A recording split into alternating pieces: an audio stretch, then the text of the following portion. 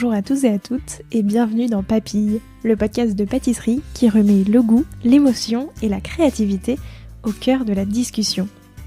Je suis Léa Reverdy, amatrice et passionnée de pâtisserie. Et cette année pour Noël, j'ai décidé, pendant tout le mois de décembre, de vous proposer un format un peu spécial, un calendrier de l'Avent en podcast. Alors, comme tout bon calendrier de l'Avent, je vous donne rendez-vous chaque jour pour découvrir une nouvelle tradition hivernale, une histoire de dessert de Noël ou encore l'histoire de la bûche d'un pâtissier ou d'une pâtissière. Et bien sûr, plusieurs autres surprises audio à écouter tous les matins. Un seul objectif, vous faire voyager jusqu'à Noël et vous inspirer vos meilleures recettes sucrées pour les fêtes. J'espère que ça vous plaira et je vous souhaite une très bonne écoute.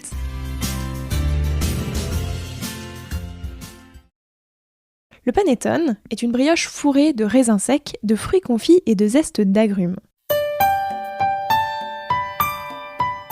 Son nom, panettone, dériverait de l'italien panetto, qui désigne un petit pain, et le suffixe augmentatif italien on précise qu'il s'agit d'un grand pain. C'est le gâteau traditionnel des Italiens à Noël, mais quelle est l'histoire du panettone ? Il existe plusieurs légendes autour de sa création. La première nous invite à penser que panettone signifierait en réalité panettoni. Mais qui est Toni ? Eh bien ce serait l'un des commis de cuisine de Ludovic le Mort, duc de Milan, qui aurait inventé ce dessert caractéristique de la tradition italienne. À la veille de Noël, le chef de cuisine aurait laissé brûler le dessert préparé pour le banquet ducal. Toni a alors une idée pour sauver ce repas, et il propose un gâteau qu'il réalise avec les restes du garde-manger, de la farine, des œufs, du sucre, des raisins de Corinthe et des fruits confits. Les invités, très enthousiastes, voulurent connaître le nom de cette délicieuse brioche et le cuisinier aurait répondu « C'est le pain de Toni !» Depuis, il est appelé pan di Toni, autrement dit panettone. La plus romantique raconte que Ulivo d'Atellani aime en secret Algisa, la belle-fille d'un pauvre boulanger, qui est parfois nommé Toni dans l'histoire.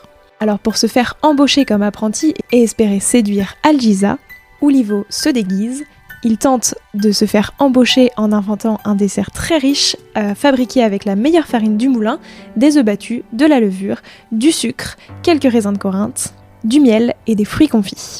Le gâteau rencontre un succès extraordinaire et tout est bien qui finit bien. Quelques temps plus tard, les deux amoureux se marièrent et eurent beaucoup d'enfants.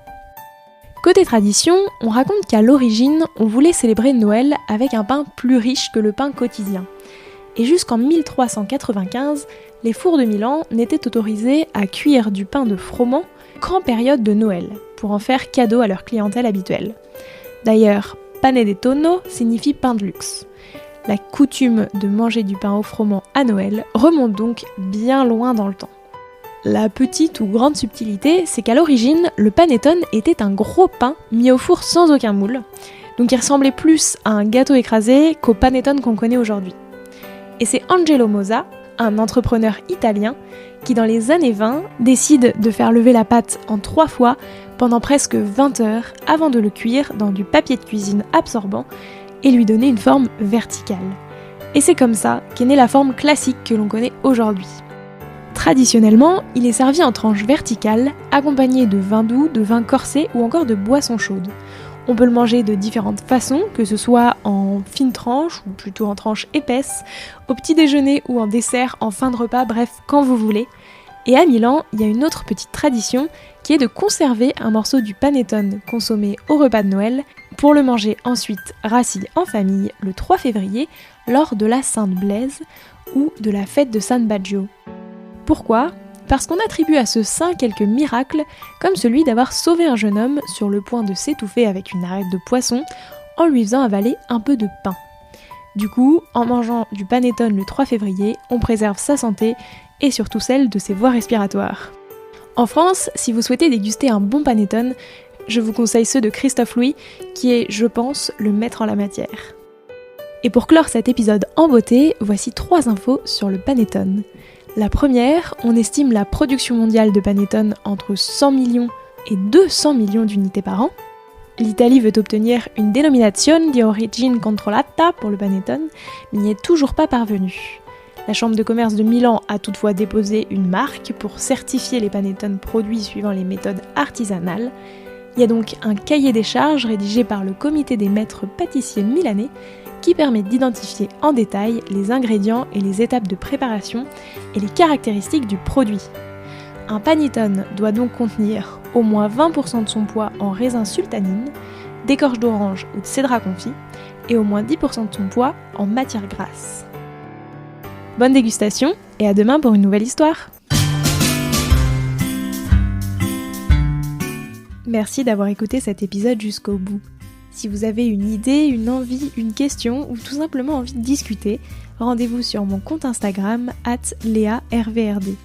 Il se pourrait même que d'autres petites surprises s'y cachent pendant ce mois de décembre. Et si l'épisode vous a plu, n'hésitez pas à le partager aux gourmands qui vous entourent et à le noter 5 étoiles sur Apple Podcast et Spotify et laisser un commentaire délicieux. Et moi je vous dis à demain pour découvrir une nouvelle capsule audio. Joyeux Noël!